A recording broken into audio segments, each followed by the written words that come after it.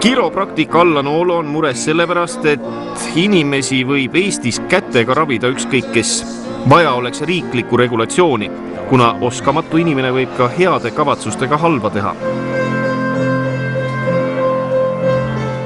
Well, basically, chiropractic medicine right now is not regulated in Estonia as it is in all other advanced countries. Estonia is now part of the European Union, and I think that the European Union and Estonians expect to be brought up to the same levels as other advanced countries. Tegutseda lastakse ka neil, kellel ei ole ilmselgelt meditsiiniga mingit pistmist. Я вижу без техника вас. Что вас творит, что есть. Меня есть 3 класс. Эта женщина снимает все, да я скажу, где что работает, не работает.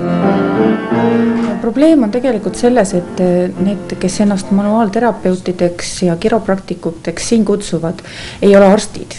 Nad on saanud mingisugused väga pealiskaudsed kursused või tähendab mitte pikaajalist väljaõpet sellel konkreetsel erialal.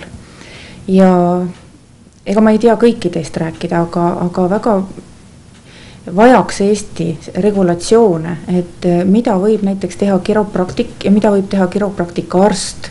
Sest näiteks, nagu doktor Oolo ütleb, et kaela manipulatsioone tavaline kiropraktik teha ei tohiks. But the scary thing is that people that say that they're doctors that haven't been trained properly will take a patient's neck, like your neck right now, and tell me how this feels. Does this feel very good? What if I took your neck now and just suddenly went from one side to the other side? Do you think that that would be something you would like to have done? No, this is the way of killing. Okay, well that's the way that some people are doing this. Aga meieni on jõudnud paar juhtumit, kus tõepoolest inimene on peaaegu et invaliidistunud.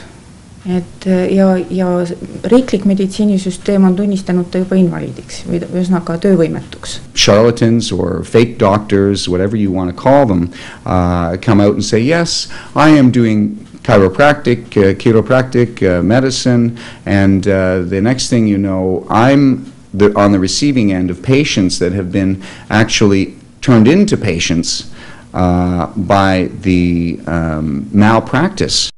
Mul olid selgrooga probleemid, alaseljaga probleemid ja käisin manuaalterapeudi juures. Ja kui ma jõudsin doktor Oolo juurde, siis ta teatas, et mul oleks just kui 2 autoavariid üle elatud minu kaela vaadates.